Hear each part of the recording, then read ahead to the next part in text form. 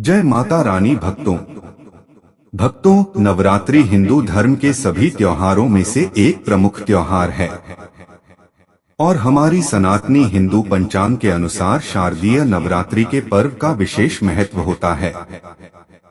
भक्तों, इसकी 9 रातों में माता रानी के 9 स्वरूप शैलपुत्री, ब्रह्मचारिणी, चंद्रघंटा, माँ कुष्मांडा, स्कंदमाता, कात्यायनी, कालरात्रि, महागौरी और सिद्धिदात्री की विशेष पूजा श्रद्धा और उमंग के साथ की जाती है।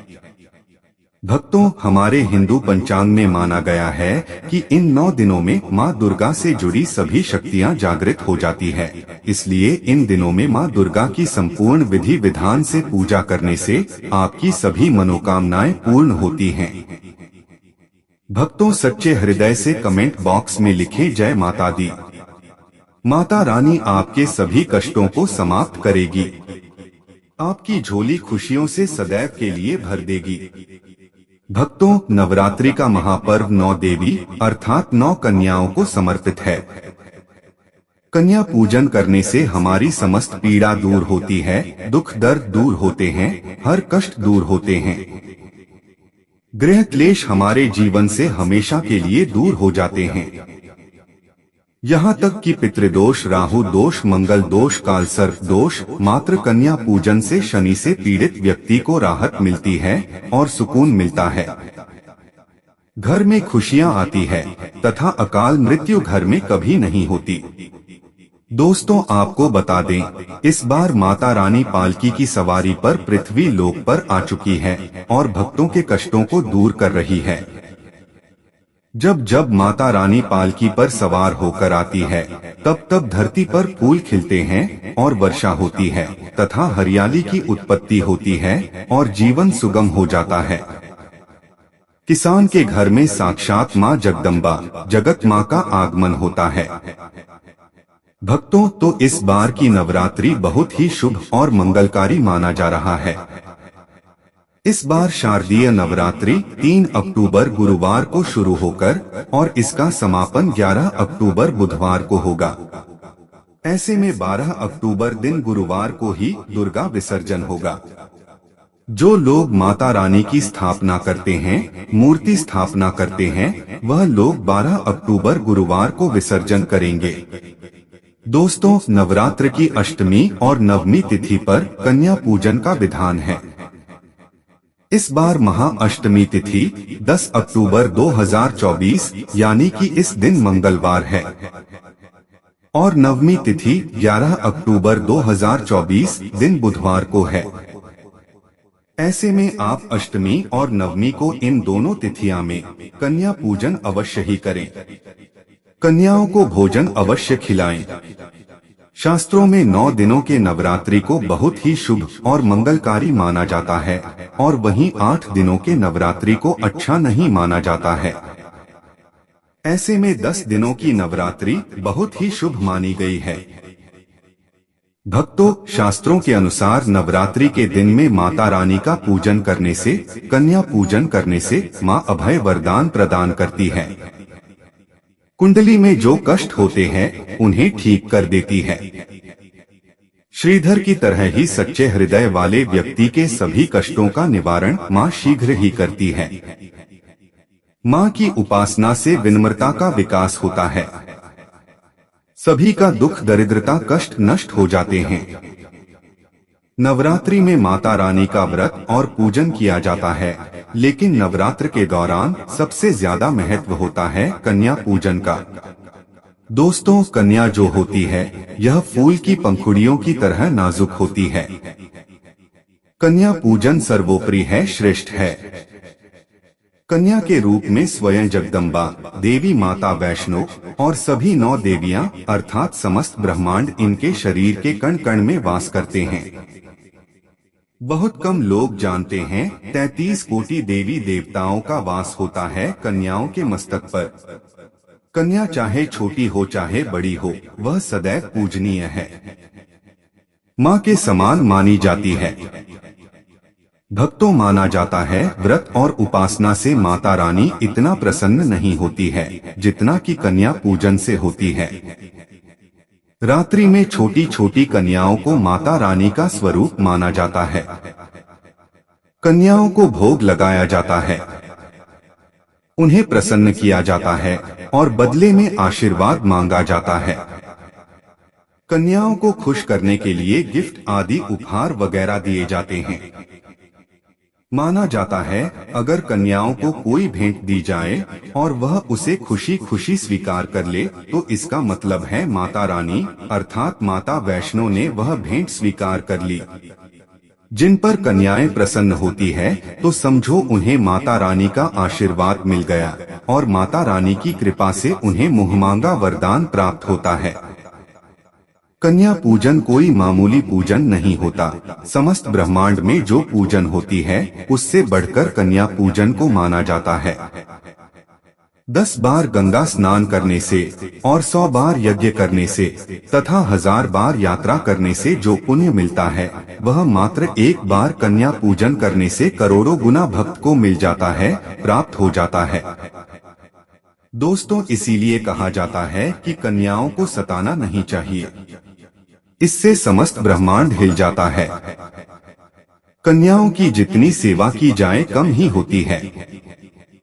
कन्याएं कोई मामूली नहीं होती। कन्या के रूप में स्वयं उनके मस्तक पर विराजमान होकर स्वयं देवी चलकर आपके घर तक आती है। नवरात्रि में 2 साल से लेकर 10 साल तक की कन्या का पूजन होना चाहिए। अष्टमी अथवा नवमी को कन्याओं के पैर धोकर भोजन कराना, उपहार आदि देना श्रेष्ठ माना जाता है, दुर्लभ माना जाता है। ऐसा मौका कभी हाथों से नहीं जाने देना चाहिए। इस दिन जितना ज्यादा हो सके कन्याओं को हाथ पकड़कर पैर पकड़कर अपने घर तक ले आए। दोस्तों, अब सवाल उठता है कि कैसे करें कन्याओं का स्वागत। तो कन्या जब आपके घर आए तब सभी के पैरों को दूध और पानी से उनके पैरों को धुलाना चाहिए। खासकर मर्दों को कन्याओं के पैर अवश्य धोने चाहिए, इससे मैया वैष्णो प्रसन्न होती है। दोस्तों, तो फिर उसके बाद कन्याओं को किसी साफ जगह पर जमीन पर कपड़ा बिछाकर बैठाना चाहिए। उनके माथे पर अक्षत, फूल और कुमकुम लगाना चाहिए। फिर उसके बाद भोजन ग्रहण करवाना चाहिए। लेकिन हमेशा याद रहे, कन्याओं की थाली में 3 पूरियां कभी न रखें। इसे शुभ नहीं माना जाता है, अशुभ माना जाता है। 3 पूरियां तथा 3 रोटियां मरने वाले व्यक्ति के लिए निकाली जाती है और जेल में कैदियों को दी जाती है। ऐसे में कन्याओं को उनकी थाली में 3 पूरी कभी ना दें। 1-2 करके पूरियां दे सकते हैं, इससे 3 संख्या बंट जाती है और दोष भी नहीं लगता। दोस्तों, कन्याओं को खाना खिलाने के बाद अंतिम में कन्याओं के सर पर लाल चुनरी ओढ़ना चाहिए और भोजन में आपको खीर, पूरी, हलवा तथा आलू की सब्जी, छोले वगैरह की सब्जी खिलानी चाहिए। पनीर आदि भी खिलाया जा सकता है। वैसे माता रानी का प्रिय भोजन खीर, हलवा, पूरी और छोले आदि ही है, लेकिन भूल से भी लहसुन और प्याज का इस्तेमाल कभी न करें, अन्यथा अनर्थ हो जाएगा। अक्सर कई लोग कन्याओं को कुरकुरे का पैकेट, चिप्स वगैरह का पैकेट दे देते हैं, जो कि घोर अनर्थ माना जाता है, क्योंकि इसमें लहसुन, प्याज का इस्तेमाल होता है, जिसके कारण आपका व्रत खंडित हो सकता है। माँ दुर्गा क्रोधित हो सकती है। जहां आपने 9 दिनों तक लहसुन प्याज का परहेज किया, लेकिन आपकी एक गलती पूरे व्रत को खंडित कर सकती है। इतना भी नादान नहीं बनना चाहिए कि माता रानी रुष्ट हो जाए और कन्याओं को भी अशुद्ध होना पड़े। कन्याओं को डब्बा बंद कोई भी ऐसी चीज न खिलाएं जिसमें लहसुन प्याज होता है। कई चीजें ऐसी होती हैं मार्केट में जिसके अंदर लहसुन प्याज का इस्तेमाल होता है, ऐसा कभी मत करना। दोस्तों, कई लोग कन्या पूजन में खाना घर पर नहीं बनाते और मार्केट से रेडीमेड लाकर ही खिलाते हैं तथा दही जलेबी खिलाते हैं, जो कि शुभ नहीं माना जाता है। दोस्तों, ऐसा खाना तब खिलाते हैं जब घर में मान लीजिए कोई दुर्घटना आदि हो गई है या घर में कोई बीमार है या कोई मुसीबत है, तब वह ऐसा करते हैं। लेकिन अगर आप स्वस्थ हैं, आपको कोई पीड़ा नहीं है, तो ऐसा भूलकर भी नहीं करना चाहिए। माता रानी दही जलेबी नहीं, आपके हाथों का बना भोजन खाना चाहती है, आपका प्यार चाहती है। फिर चाहे आप घर में एक ही पूरी क्यों न बनाएं माता के लिए, लेकिन आप स्वयं ही अपने हाथों से माता रानी को भोजन खिलाएं। देखिए, भले ही आप दही जलेबी खिला सकते हैं, परंतु माता को घर का बना हुआ शुद्ध भोजन ही अति प्रिय है। खासकर शारदीय नवरात्रों के दौरान घर में पक्का खाना अवश्य बनना चाहिए। माता रानी बहुत प्रसन्न होती है। घर का बना पक्का खाना ही कन्याओं को खिलाना चाहिए। हमेशा याद रखें, कन्याओं को प्लास्टिक के बने दोने में खाना नहीं खिलाना चाहिए। ऐसे बर्तन पूजा पाठ के लिए शुभ नहीं, अशुभ होते हैं, क्योंकि प्लास्टिक के ज्यादातर बर्तन जो होते हैं जानवरों की हड्डियों द्वारा बनाए जाते हैं, इसीलिए ऐसा पाप मत करना। कन्याओं को हमेशा स्टील के बर्तन या पत्तों से बने बर्तनों में ही भोजन कराना चाहिए, बहुत ही शुभ माना गया है। अगर पेड़ के पत्ते में भोजन कराते हैं तो माता अभय वरदान प्रदान करती है। दोस्तों, एक और बात हम आपको बताने वाले हैं कि यदि नवरात्रों के समाप्त होने के बाद यदि बीच में कन्या पूजन में शुक्रवार का दिन पड़ जाए तो कन्याओं को कोई भी खट्टी चीज नहीं खिलाना चाहिए, क्योंकि शुक्रवार का दिन मां संतोषी को समर्पित होता है और माता संतोषी नवरात्रों के दिनों में सक्रिय अवस्था में होती है, यानी वह भी 9 देवियों के साथ में आपके घर में आती है। इसीलिए कन्याओं के लिए भूलकर भी शुक्रवार के दिन खट्टी चीज घर में नहीं बनाना चाहिए और ना ही कन्याओं को खट्टी चीज खिलाना चाहिए। घोर पाप लगेगा, आपका किया कराया सब बर्बाद हो सकता है। खट्टी चीजों से माता संतोषी रुष्ट हो सकती है, चिढ़ सकती है, आपको श्राप दे सकती है, इसीलिए नादान न बने। दोस्तों, भोजन कराने के बाद कन्याओं की थाली में एक लौंग जरूर रखना चाहिए, क्योंकि लौंग देवी शक्ति तथा दुर्गा माँ को बहुत प्रिय है। लौंग माता शक्ति का प्रतीक होती है। लौंग में नव दुर्गा का वास होता है। इन 9 दिनों में माता रानी को लौंग का भोग लगाया जाता है, तो खाना खाने के बाद कन्याओं को लौंग अवश्य अर्पित करें। माता रानी को अमृत से बढ़कर लौंग प्रिय है, इसीलिए कन्याओं की थाली में चुपचाप एक लौंग जरूर दे दें, आपका भाग्य चमक जाएगा। माता लक्ष्मी आपके जीवन में धन की कोई भी कमी नहीं होने देगी। भक्तों, आपको बता दे, कन्याओं को उपहार में क्या दें। कन्याओं को खुश करने के लिए उनकी थाली में दक्षिणा डाल दें, ताकि आपके घर में संपन्नता बनी रहे तथा धन की कोई भी कमी ना हो। कन्या जब आपके घर से खुशी खुशी धन लेकर जाती है, तो वह भी आपको खुशी खुशी कई गुना आपको धन प्रदान करती है। इस समय कंजूसी मत करना, खुशी खुशी कन्याओं को धन अवश्य देना। कन्याओं को कोई सुंदर गिफ्ट दे सकते हैं। शास्त्रों में बताया जाता है कि कन्या जितना खुश होती है, माता रानी उतना ही जल्द फल की प्राप्ति प्रदान करती है। ऐसे में आप कन्याओं को चॉकलेट बॉक्स दे सकते हैं तथा खूबसूरत कपड़े दे सकते हैं। याद रहे, काले कपड़े न दे और स्टील के बर्तन भी गिफ्ट के तौर पर दे सकते हैं। याद रहे कि कन्याओं को लोहे का कोई भी सामान नहीं देना चाहिए, नहीं तो राहु केतु का प्रभाव आपके जीवन में प्रवेश कर जाएगा। राहु काल तथा राहु दोष आपको लग जाएगा, आप बर्बाद भी हो सकते हैं।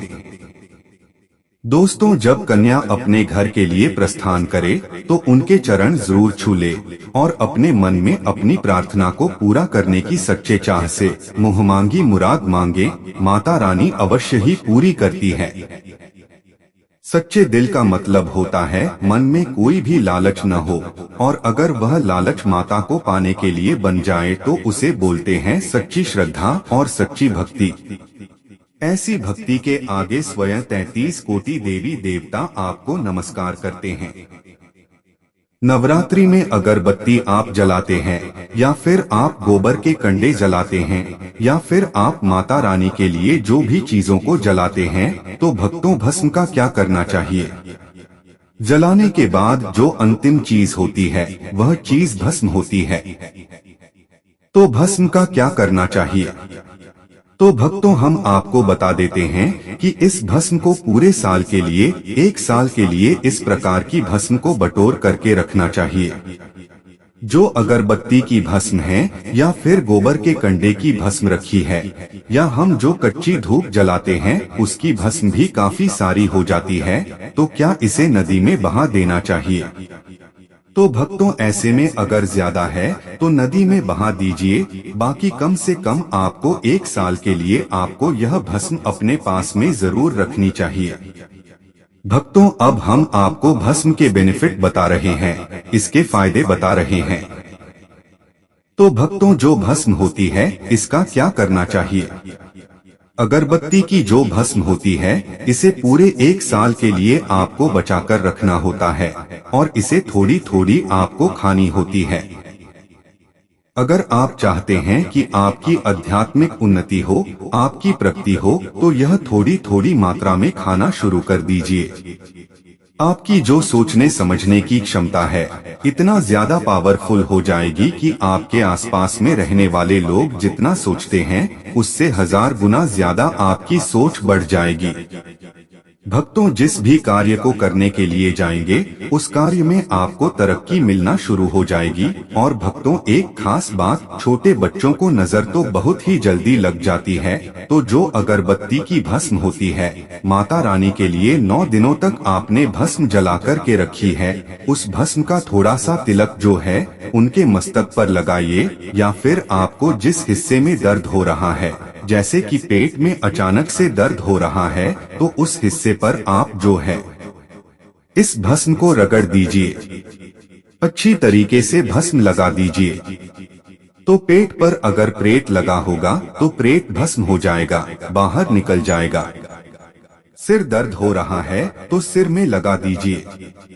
यानी कहने का मतलब है कि यह आपके हर प्रकार के दुख, तकलीफ, बाधाओं को दूर करने का काम करता है। तो भक्तों ये थी कन्या पूजन से जुड़ी कुछ अचूक जानकारियाँ। उम्मीद करेंगे इस बार आप गलती से भी कन्या पूजन में कोई गलती नहीं करेंगे और माँ आपको धनवान बना देगी। तो माँ के लिए इस वीडियो को एक लाइक करिए और ऐसी ही और जानकारियाँ जानने के लिए आपके अपने चैनल द आध्यात्मिक टेल्स को सब्सक्राइब कर लीजिए। बोलिए शेरों वाली मैया की जय।